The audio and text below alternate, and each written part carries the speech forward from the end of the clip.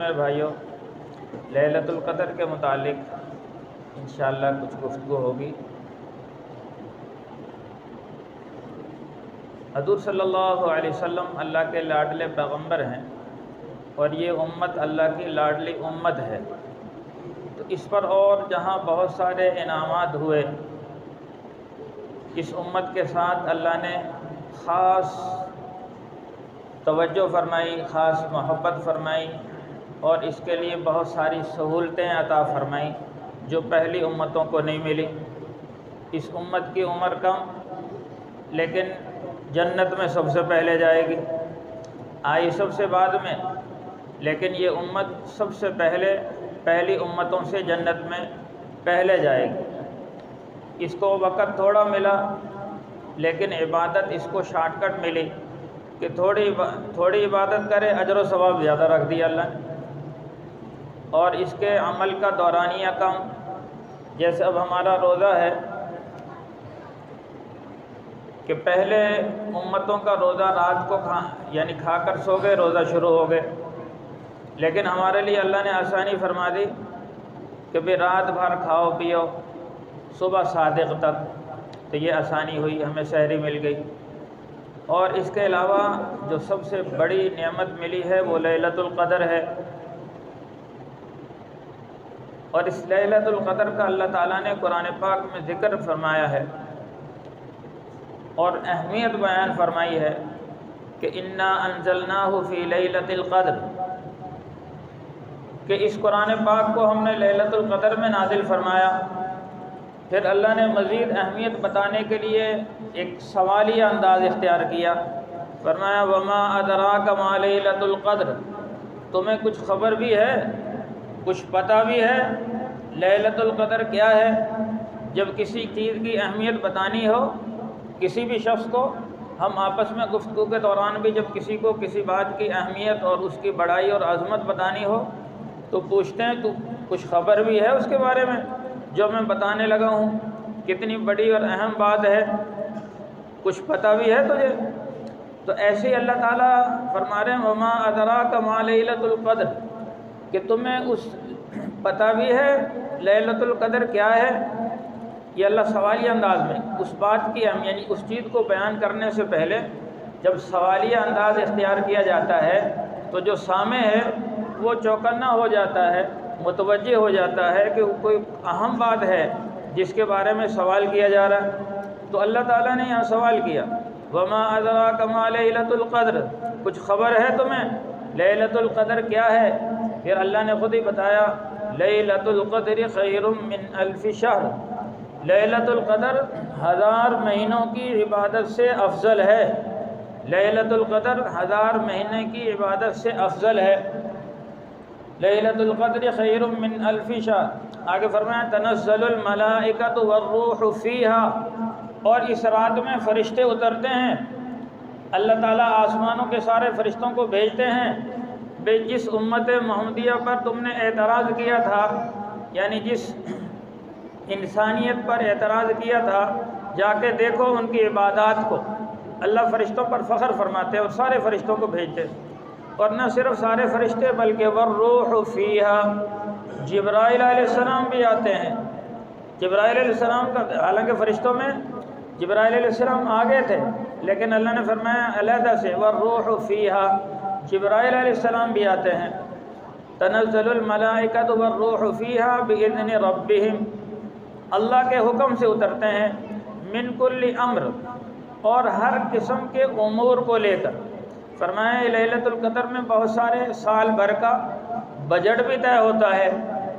ان تمام امور کو لے کر آتے ہیں۔ سال بھر میں کتنی کس کو روزی ملنی ہے یہ بھی فرشتوں کے حوالے کر دی جاتی ہے فہرست، تو اس میں بہت سارے امور بھی طے ہوتے ہیں۔ اس لیے بھی اس رات کو عبادت میں گزارا جائے کہ بھی ہمارے بارے میں جب کوئی فیصلہ ہو تو ہم عبادت کر رہے ہوں۔ اور پھر فرمایا بِإِذْنِ رَبِّهِمْ مِنْ كُلِّ أَمْرٍ سَلَامٌ، اور یہ رات سلامتی والی ہے، اس ساری رات میں اللہ تعالیٰ کی طرف سے سلامتی ہوتی ہے۔ شیاطین اس میں شیاطین تو پہلے ہی قید ہوتے ہیں، لیکن سرکش آسمانوں پر جیسے انگارے مارے جاتے ہیں وہ نہیں ہوتے، آسمانوں پر سخت پہرا لگ جاتا ہے، اس رات میں ستارے نہیں ٹوٹتے، اور وہ رات بالکل صاف شفاف ہوتی ہے، نہ گرم ہوتی ہے نہ ٹھنڈی ہوتی ہے، معتدل ہوتی ہے۔ رات جو رات گزری ہے، علماء نے لکھا ہے کہ اگر شب جمعہ بھی ہو یعنی جمعے کی رات ہو اور ساتھ تاک رات بھی ہو تو یقیناً وہ لیلۃ القدر ہوتی ہے۔ اور رات کا نظارہ دیکھا کہ بالکل صاف شفاف سارے ستارے نظر آئے، اور اس کے علاوہ بالکل ہلکی دھیمی ٹھنڈی ہوا چلتی رہی۔ تو بہرحال تو وہ علامات بتائی ہیں کہ اس طرح وہ رات ٹھنڈی ہوتی ہے، سلامتی والی ہوتی ہے، تو اس کی علامات بتائی۔ اب یہ تو اس سورت کا ترجمہ تھا، تو یہ سورت کا شان نزول کیا ہے، یہ کب نازل ہوئی، کیسے نازل ہوئی؟ تو مفسرین نے لکھا ہے کہ ایک دفعہ حضور صلی اللہ علیہ وسلم نے پہلے امتوں کا ذکر فرمایا کہ پہلی امتوں کی عمریں بہت لمبی ہوتی تھی، ہزار ہزار سال، 1200 سال، 1300 سال ان کی عمریں، اور ہماری 100 سال بھی کوئی یعنی کوئی لاکھوں میں ایک آدمی 100 سال سے اوپر جاتا ہے، ورنہ حضور صلی اللہ علیہ وسلم نے فرمایا میری امت کی اوسط عمر 60-70 کے درمیان میں ہے، اور اکثر ایسے ہوتا ہے بھی 60-70 کے درمیان میں اکثر دنیا سے جو اکثریت ہے وہ 60-70 کے درمیان میں رخصت ہو جاتے ہیں، ورنہ اس سے پہلے بھی موت آ جاتی ہے۔ تو اوسط عمر 60-70 ہے، تو اب 60-70 عمر ہے، اس میں 15 سال یعنی جب نابالغ ہوتا ہے وہ نکال لیے جائیں تو پھر صرف 45 سال،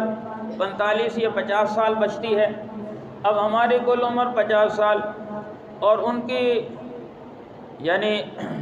1000 سال، اب کیسے موازنہ ہو؟ اب صحابہ کو بڑا قلق ہوا کہ بھئی ہم ان تک کیسے پہنچیں گے، ہم تو اتنی عبادت کر نہیں سکتے۔ اور ایک تو یہ واقعہ پیش آیا، دوسرا یہ واقعہ پیش آیا کہ حضور صلی اللہ علیہ وسلم نے 4 انبیاء کرام کا ذکر فرمایا، حضرت زکریا علیہ السلام، حضرت ایوب علیہ السلام، حضرت حزقیل علیہ السلام، حضرت یوشع علیہ السلام، کہ انہوں نے ہزار مہینے اللہ کی ایسی عبادت کی کہ پل بھر بھی اللہ کی نافرمانی نہیں کی۔ اب صحابہ کو اس بات کا بھی قلق ہوا کہ 1000 مہینے بنتے ہیں 83 سال 4 ماہ کے، تو جبکہ اس امت کی اتنی عمر بنتی نہیں، اگر بنے بھی بچپنا نکالا بڑھاپا نکالا تو پھر وہی 50-60 سال۔ تو اللہ نے صحابہ کے شوق اور جذبے کو دیکھ کر یہ سورت نازل فرمائی، فرمایا اے امت محمدیہ تم پریشان نہ ہو، تمہاری ایک رات کی عبادت ہی 1000 مہینوں کی عبادت سے افضل ہے، تم ایک رات عبادت کر لو تمہاری 1000 مہینے کی عبادت سے افضل۔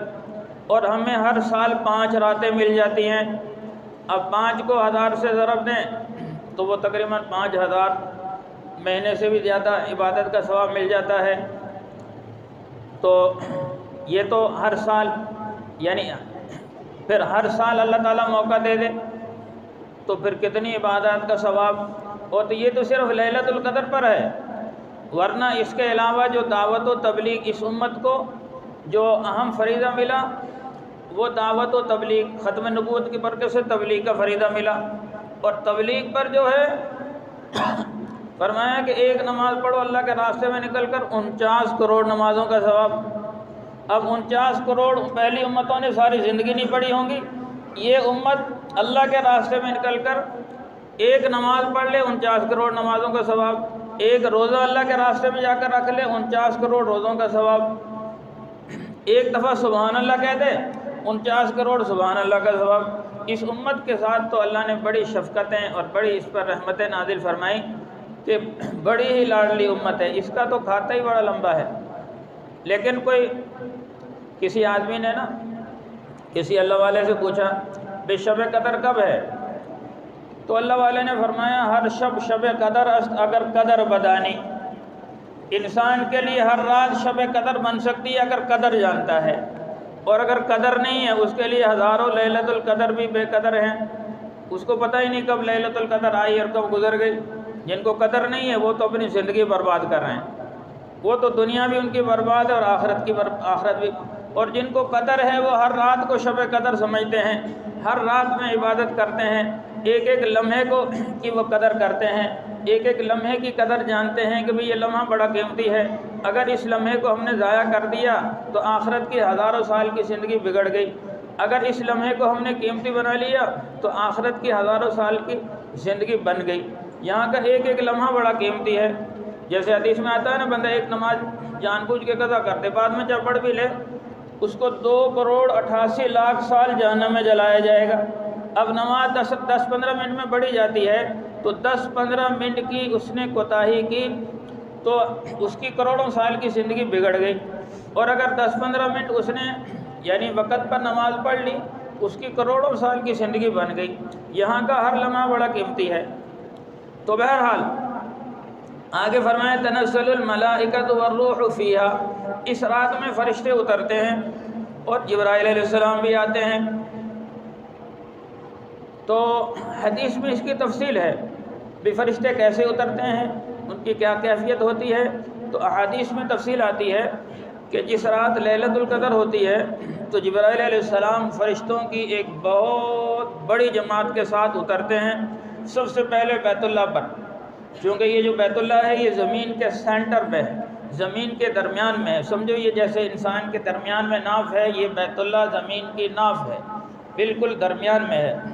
تو یہاں فرشتے اترتے ہیں، ان کے ہاتھ میں جبرائیل علیہ السلام کے ہاتھ میں ایک سبز جھنڈا ہوتا ہے، اس جھنڈے کو بیت اللہ پر گاڑ دیتے ہیں اور پھر فرشتوں سے کہتے ہیں کہ بھی پوری دنیا میں پھیل جاؤ۔ جبرائیل علیہ السلام جو ان کے ساتھ فرشتے آئے ہوتے ہیں ان سے کہتے ہیں پوری روئے زمین پر پھیل جاؤ، چنانچہ وہ فرشتے پوری روئے زمین پر پھیل جاتے ہیں، اور پھر جبرائیل علیہ السلام ان سے کہتے ہیں، ان کو ہدایت دیتے ہیں، ان کو یعنی تفصیل سمجھاتے ہیں کہ دیکھو ہر اس جگہ پہنچنا ہے جہاں کوئی شخص اس رات میں عبادت کر رہا ہے، اگر کوئی نماز میں مصروف ہے اس کے لیے دعا اور استغفار کرنا ہے، اور اگر کوئی دعائیں مانگ رہا ہے اس کی دعاؤں پر آمین کہنا ہے، اور جس کی دعا پر فرشتے آمین کہہ دیں اس کی دعا قبول۔ تو اس لیے اس رات میں ہم دعائیں بھی خوب مانگیں کہ اس رات میں دعائیں قبول ہوتی ہیں، فرشتے ان کی دعاؤں پر آمین کہتے ہیں، ہم دعا مانگ رہے ہیں فرشتے آمین کہہ رہے ہیں۔ تو چنانچہ وہ فرشتے پھیل جاتے ہیں اور ہر کچے پکے ہر اس گھر میں پہنچتے ہیں جہاں کوئی عبادت کرنے والا موجود ہو، یہاں تک کہ کوئی جزیرہ، کوئی علاقہ ایسا نہیں بچتا، کوئی گھر ایسا نہیں بچتا جہاں فرشتے نہ پہنچتے ہوں۔ تو ہر گھر میں فرشتے پہنچتے ہیں، الا یہ حضور صلی اللہ علیہ وسلم نے فرمایا ایسے گھر میں فرشتے نہیں جاتے جس گھر میں تصاویر لٹکی ہو، یہ جو گھروں میں لوگ تصویر لگا لیتے ہیں نا، اس گھر میں فرشتے نہیں آتے، یا جس گھر میں کتا پالا ہو، گھروں میں بعض لوگ کتے رکھتے ہیں، جس گھر میں کتا، اللہ کی رحمت کے فرشتے نہیں آتے۔ کتا رکھنا منع ہے، کوئی حفاظت کے لیے رکھنا ہے تو باہر رکھو، کوئی بڑی حویلی ہے باہر دروازے گیٹ کے پاس، گھروں میں رکھنا اور ان کو پالنا تو حضور صلی اللہ علیہ وسلم نے سخت منع فرمایا، اس گھر میں اللہ کی رحمت کے فرشتے نہیں آ سکتے۔ ایسی گھر میں تصویر لگی ہوئی جاندار کی، یہ دیکھو آج کل حدیث میں ہے اشد الناس عذابا یوم القیامت المصورون، قیامت کے دن سب سے سخت عذاب تصویر بنانے والوں کو ہوگا۔ جس گھر میں تصویر ہو، نمائش کے لیے تصویر ہو، اس میں اللہ کی رحمت کے فرشتے نہیں آتے۔ ایک ہی ڈیجیٹل تصویر ہوتی ہے نا، موبائل کے اندر بند ہے، اس کی گنجائش ہے، لیکن وہ بھی بلا ضرورت نہ کھینچی جائے، بلا ضرورت نہ بنائی جائے، کوئی ضرورت ہے اس کی گنجائش ہے، لیکن موبائل سے نکال کر یا کیمرے سے نکال کر اس کو نمائش کے لیے کہیں بھی لگانا تو وہاں اللہ کی رحمت کے فرشتے نہیں آتے، وہاں نماز نہیں ہوتی۔ اور ایک فرمایا کہ جہاں کوئی جنبی ہو، یعنی حرام کاری کی وجہ سے کوئی جنبی کہتے ہیں جو بے غسلہ آدمی، ایک تو یہ نا عورت کو حیض و نفاس آتا ہے وہ تو مجبوری ہے، ایک آدمی ہے کہ اس کو غسل کی حاجت، غسل ہی نہیں کیا، ایسے ہی ناپاک پھر رہا ہے۔ اب کئی لوگ ایسے ہیں جو غسل ہی نہیں کرتے، نہاتے ہی نہیں، بیوی سے صحبت کی غسل ہی نہیں کیا، احتلام ہوا غسل ہی نہیں کیا، جنابت کی وجہ سے گھر میں پھر رہا ہے، تو اس گھر میں اللہ کی رحمت کے فرشتے نہیں آئیں گے، ناپاک آدمی پھر رہا ہے۔ تو جیسے ہی غسل کی حاجت ہو فوراً غسل کرو، ناپاک نہ رہو، جنبی آدمی جہاں ہوگا وہاں اللہ کی رحمت کے فرشتے نہیں آئیں گے۔ اس کے علاوہ ہر گھر میں فرشتے پہنچتے ہیں۔ تو ساری رات یہ معاملہ ہوتا ہے۔ اور پھر فرمایا کہ جو فرشتے جو اس رات میں عبادت کر رہے ہوتے ہیں تو فرشتے ان سے مصافحہ کرتے ہیں عبادت کرنے والوں سے۔ تو صحابہ نے عرض کی اے اللہ کے رسول ہمیں کیسے پتہ چلے گا کہ فرشتوں نے ہم سے مصافحہ کیا ہے؟ تو حضور صلی اللہ علیہ وسلم نے فرمایا جس سے فرشتے مصافحہ کر لیں اللہ تعالیٰ اس کے دل کو عبادت کے لیے نرم کر دیتے ہیں، اس کا دل نیکی کی طرف مائل ہو جاتا ہے، گناہوں سے نفرت، یعنی فرشتوں والی صفات آ جاتی ہیں۔ فرشتے نافرمانی نہیں کرتے، فرما برداری کرتے ہیں۔ جس سے فرشتے مصافحہ کر لیں اس کے دل میں فرما برداری اور اطاعت آ جاتی ہے، نافرمانی اس کے دل سے نکل جاتی ہے۔ تو اس رات میں فرشتے بھی عبادت کرتے ہیں، یعنی فرشتے مصافحہ کرتے ہیں، یہاں تک کہ ساری رات یہ منظر ہوتا ہے۔ تو صبح جب ہوتی ہے تو جبرائیل علیہ السلام فرشتوں کو اعلان کرتے ہیں، ان کا اعلان سارے فرشتے سنتے ہیں اور وہ کہتے ہیں بھی اب کوچ کرو، اب واپسی کا وقت ہے۔ تو فرشتے عرض کرتے ہیں، جبرائیل علیہ السلام سے پوچھتے ہیں اے جبرائیل آج کی رات اللہ تعالیٰ نے اس امت محمدیہ کے شبیداروں کے ساتھ کیا معاملہ فرمایا؟ تو جبرائیل علیہ السلام کہتے ہیں کہ اللہ تعالیٰ نے 4 آدمیوں کے علاوہ سب کی بخشش کر دی۔ 4 آدمیوں کی بخشش نہیں ہوئی اس رات میں، چاہے جتنی چاہے عبادت کر لیں، باقی سب کی بخشش کر دی۔ جس نے بھی اس رات میں عبادت کی، نوافل پڑھے، قرآن کی تلاوت کی، ذکر کیا، تسبیحات پڑھی اور اس کے علاوہ دعائیں کی، اللہ نے ان سب کی بخشش کر دی، لیکن 4 آدمیوں کی بخشش نہیں ہوئی۔ تو صحابہ نے حضور صلی اللہ علیہ وسلم سے عرض کی اللہ کے رسول صلی اللہ علیہ وسلم وہ 4 بدبخت انسان کون ہیں جن کی اس رات میں عبادت کرنے سے بھی بخشش نہیں ہوتی؟ تو حضور صلی اللہ علیہ وسلم نے فرمایا ایک تو وہ شخص جو شراب کا عادی ہو، شراب میں یہ ساری منشیات آ جاتے ہیں، چاہے وہ ہیرون ہے، چرس ہے، بھنگ ہے اور شیشہ آج کل لوگ پیتے ہیں، یہ جتنے بھی نشے والی چیزیں ہیں وہ سارے آ جاتے ہیں۔ جو منشیات کا عادی ہے اس کی اس رات میں بخشش نہیں ہوگی، الا یہ کہ وہ توبہ کر لے، سچی توبہ کر لے، اللہ اس کی بخشش کر دیتے ہیں۔ اس لیے جن بھائیوں کو کوئی یہ غلط کاری کی عادت ہے اس طرح، وہ اس رات میں توبہ کر لیں، اللہ بخشش، ورنہ بخشش نہیں ہوگی۔ دوسرا فرمایا والدین کا نافرمان، جو والدین کا نافرمانی کرتا ہے اس کی اس رات میں بخشش نہیں، جتنی چاہے عبادت کر لے، اگر اس کے ماں باپ اس سے ناراض ہیں، والدین ناراض ہیں، اس کی اس رات میں بخشش نہیں ہوتی۔ اور تیسرا فرمایا جو قطع رحمی کرنے والا، رشتہ داروں سے تعلقات توڑنے والا، تو اس کی بھی اس رات میں بخشش نہیں ہوتی، یعنی رشتہ داروں سے تعلق توڑا ہوا اس کی بخشش نہیں۔ قطع رحمی، صلہ رحمی، حدیث میں ہے صلہ رحمی سے اللہ تعالیٰ رزق میں بھی اضافہ فرماتے ہیں اور صلہ رحمی سے عمر میں بھی اضافہ فرماتے ہیں۔ رشتہ داروں کے ساتھ اچھا سلوک کرو۔ حضور صلی اللہ علیہ وسلم نے فرمایا صل من قطعک، جو تم سے تعلق توڑے تم جوڑو، واعف عن من ظلمک، جو تم پر ظلم کرے اس سے درگزر کرو، واعط من حرمک، اور جو تمہیں نہ دے تم اسے دو، تمہیں محروم کرتا تم عطا کرو،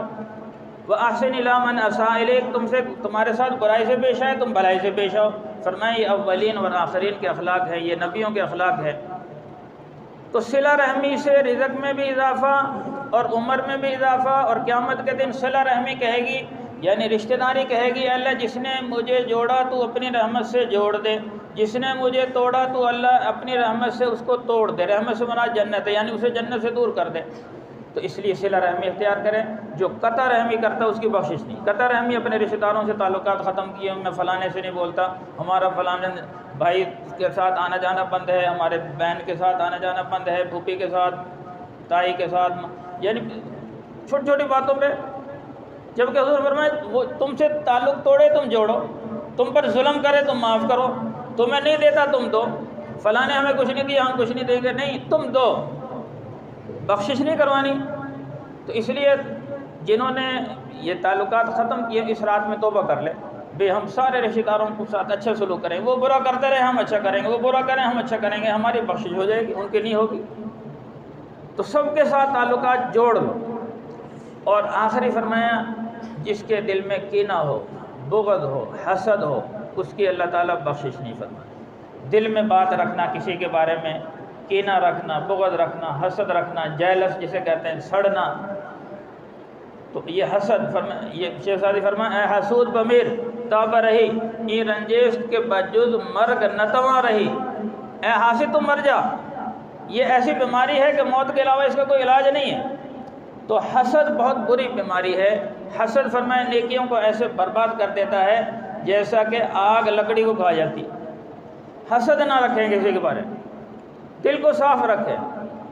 کسی کے بارے میں کوئی کینہ نہ ہو، کوئی بغض نہ ہو، کوئی بات نہ ہو، کسی کے بارے میں کوئی بات پہنچی ہے علیحدگی میں اس سے بات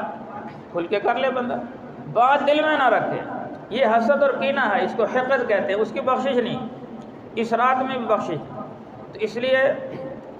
دل کو کھلا رکھے، کسی کے بارے میں بغض نہ رکھے تو اس کی بخشش نہیں۔ تو ان 4 بندوں کی بخشش نہیں، اس کے علاوہ اللہ تعالیٰ سب آدمیوں کی بخشش کر دیتے۔ تو میرے بھائیوں، یہ آخری عشرہ چل رہا ہے، تاک راتیں چل رہی ہیں، ان میں 2 راتیں تو گزر گئی، 21ویں اور 23ویں، آگے 3 راتیں باقی ہیں، 25ویں، 27ویں اور 29ویں۔ اور یہ مسئلہ اچھی طرح سمجھ لیں، حضور صلی اللہ علیہ وسلم نے کبھی نہیں فرمایا کہ 27ویں کو ہی لیلۃ القدر ہے۔ آج بعض لوگوں نے بس 27ویں کو فکس کر لیا، بس اسی کو لیلۃ القدر سمجھتے ہیں۔ ہمارا میڈیا بھی بس 27ویں کو لیلۃ القدر کہہ رہا ہوتا ہے، اسی میں وہ پروگرام کرتے ہیں بھی آج لیلۃ القدر ہے، آج لیلۃ القدر ہے، جبکہ یہ جو اعتکاف بیٹھا جاتا ہے بھئی 21ویں سے بیٹھا جاتا ہے لیلۃ القدر کی تلاش میں۔ اور حضور صلی اللہ علیہ وسلم نے فرمایا کہ 5 راتوں میں تلاش کرو، کہیں کوئی اشارہ تک نہیں دیا۔ اگر کوئی اشارہ ملا ہوتا ہمیں 27ویں کا، ہم 27ویں کو فکس کر لیتے، اعتکاف میں 27ویں کو بیٹھا جاتا۔ تو 27ویں فکس نہیں ہے، یہ 5 راتیں ہیں۔ اور دیکھو 5 راتوں میں حضور صلی اللہ علیہ وسلم نے فرمایا مجھے پہلے بتلا دی گئی تھی، پھر بلا دی گئی، اور پھر فرمایا شاید اسی میں تمہارے لیے خیر ہو، یقیناً خیر ہے۔ اگر بتا دی جاتی ایک ہی رات ہوتی، پھر 1 رات 1000 مہینے کی عبادت کا ثواب ملتا۔ اب ہمیں 5 راتیں مل گئی، ہر رات میں یہ ثواب ملیں، اللہ کے ثواب خزانے میں کمی کوئی نہیں۔ ہر رات میں اس عبادت کریں، یعنی 5 راتوں میں، تو ہر رات کا ثواب اللہ تعالیٰ 1000 مہینوں کی عبادت سے زیادہ دے دے، تو اللہ کے خزانے میں کمی کوئی نہیں۔ اس لیے آگے جیسے کل کی 25ویں رات ہے، آگے 27ویں رات ہے، پھر 29ویں رات ہے، اور پھر آگے فرمایا جو عید کی رات میں بھی عبادت کرتا ہے اس دن نہیں مرے گا جس دن سب دل مر جائیں گے۔ تو عید کی رات بھی عبادت کر لیں۔ تو اللہ تعالی ہم سب کو عمل کی توفیق عطا فرمائے اور لیلۃ القدر کی قدر کرنے کی توفیق عطا فرمائے۔